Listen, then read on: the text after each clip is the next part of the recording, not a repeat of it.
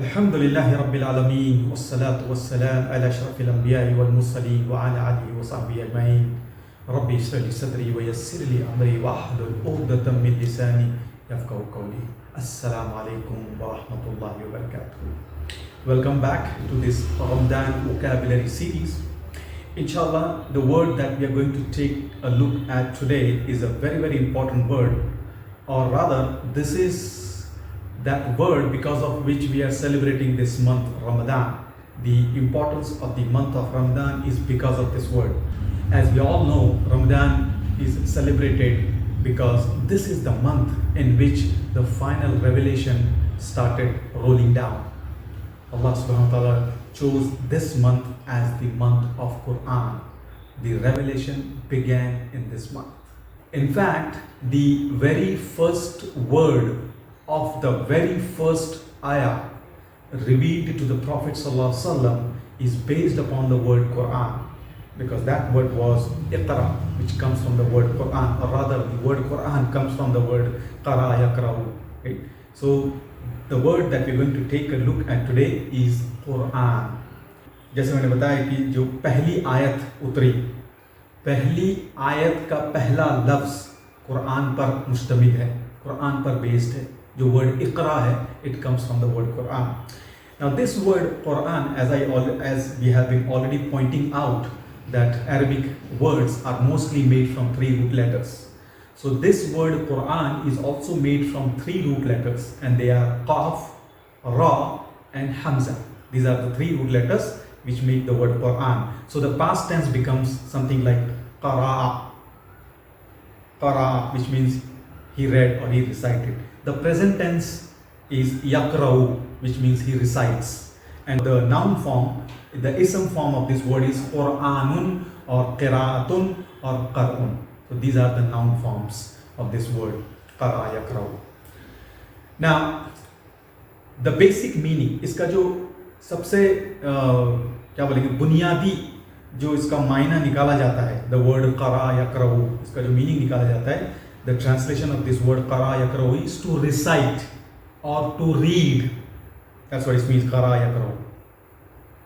But linguistically, this word means to collect together or to put together all the pieces. सारे टुकड़ों को जमा करना, सारे चीज़ों को एक जगह जमा करना, इसको बोलते हैं कुरान. ये जो ओरिजिनल लैंग्वेज की ताल्लुक से अगर आप देखें, if you look at the linguistic meaning of it is to collect together, to put together. So why is Quran called as Quran? Quran क्यों बोला जाता है? Because if you see, in a way, it collects all the different information together, all the commands, all the advices, all the do's and don'ts, all the warnings, in fact all the surahs, सारे सूरे, सारे ये चीजें एक साथ जमा की गई. All these things have been collected together in the Quran. So that is one of the reasons that that book is called as Quran. The other possibility that this thing is called as Quran could be that because if you have been watching our videos, you might have realized that there is something called as a hyperbole form, exaggerated form. ऐसा लफ्ज़ जिसको इस तरह बयान किया जाता है कि उसका मतलब जो है 10 गुना निकले.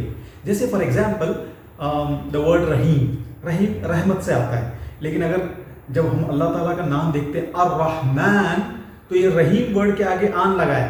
जब भी आप किसी के आगे आन लगाते हो तो उसका मतलब निकलता है वो जिस वर्ड का जो वर्ड का मीनिंग है, what ever meaning that word is carrying, 10 times that meaning, or much more times. So Rahim means mercy, but when you say Rahman, it means the most merciful, the highest merciful kind of a thing. So when you add this an, this is kind of exaggeration. Like Aman means peace and security, but when you say Aman, now highly peaceful and highly secure, that is Aman. So whenever you add an, it gives this meaning of multiple times. Same thing with Quran. Quran comes from the word Qara Yakra'u, means to recite. But when you make the word Quran, now it means that which is recited over and over, again and again, multiple times. This is the only book on the face of the earth which is recited more than any other book. So the name suits it, Quran, that which is recited again and again. वो किताब जिसकी तिलावत या जिसको पढ़ा जाता है बार बार लगातार पढ़ा जाता है, उसको कहते हैं Quran. As I have been pointing out in my videos that once you know the meaning of a verb or an action, किसी फेल का मतलब आपको पता चल गया हरकत का, तो वह हरकत करने वाले को अरबिक में क्या कहते हैं, ये आपके पास मैंने फॉर्मूला मेरे पिछले वीडियो में, अगर आप मेरे वीडियो देखते आ रहे हैं तो उसमें we have already pointed out how to use that formula and create the doer. जैसे बार बार एग्जांपल लेते हैं, द वर्ड नसर, नून सौदरा, नसर का ताल्लुक है हेल्पिंग से, मदद करने से. So what will I call in Arabic the one who helps? I will put it in the pattern of fa'ilun. The root letters nun sad ra, I will put it in the pattern of fa'ilun. Replace the fa ain lam with nun sad ra. The word I will get is nasirun, nasir, which means helper. Same thing with qatala. Qatala means to kill. So how will I know the Arabic word for killer? Just put the root letters qaf ta lam on fa'ilun pattern, you get the qatilun, which means killer. Same thing here. The root letters here are qaf, ra and hamza. So if you put these root letters in the pattern of fa'ilun, you should get the Arabic word for the reciter or reader, and that word would be qari'un, qari. So this is a simple formula that you take the root letters and put it in the fa'ilun pattern, you get the doer. Again, most of the students of language, students of Arabic language, they know this, that the Arabic verbs are divided into different families. There are different groups or different types of Arabic verbs. When you use these verbs in different families, the root meaning remains mostly the same, but it gets a different flavor, a different spin, a different connotation from that. Like for example, if you take the word kharaja, kharaja means to leave, to exit, to go away. You yourself do that action. Kharaja, he left. Right? Now when you take this word kharaja, this is one type of family, and you put it in a different verb family. वो ऐसी family जिसके आगे अलिफ लगता है हमेशा. So the kharaja becomes akhraja. Now when you say akhraja, the meaning is still related to leaving and exiting, but it's not exactly he left or he exited. The meaning is now the action is being done on somebody else. So kharaja means he left, akhraja means he was made to leave, he was made to exit. The action is happening on someone else. So whenever you take a word and put in this family, this is what happens. Like for example, if you take the word gharaka, gharaka means he drowned, he sank, वो गर्क हो गया, डूब गया, gharaka. But if I take the word gharaka and put it in the family where the alif gets added, aghraka, like akhraja, I put aghraka, now the meaning, or he was drowned, he was made to sink, he was sank. So that's what you get when you put it into this family. Same thing with our current word. Our current word is qara yakrau, means he recited, he read. Now if you take this and put it in the family of putting the alif in the beginning, it becomes akra'a yukri'u. Now qara means he recited, akra means no, he was made to recite.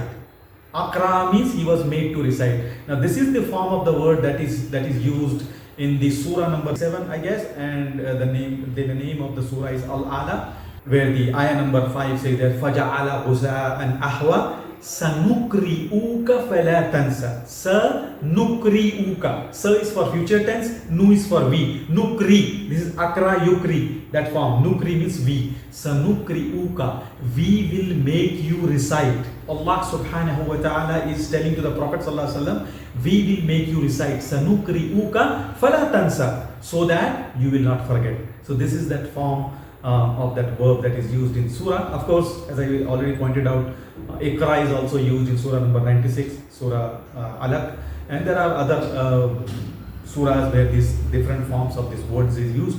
I hope this beneficial knowledge helps us to understand our deen in a proper sense, and also help us to make others understand that what are the basic meanings of these words that we use day in and day night, and at times we don't even know the basic meanings of it. May Allah subhanahu wa ta'ala help us all in spreading this knowledge. Nashhadu an la ilaha illa anta nastaghfiruka wa natubu ilayk. Assalamu alaikum.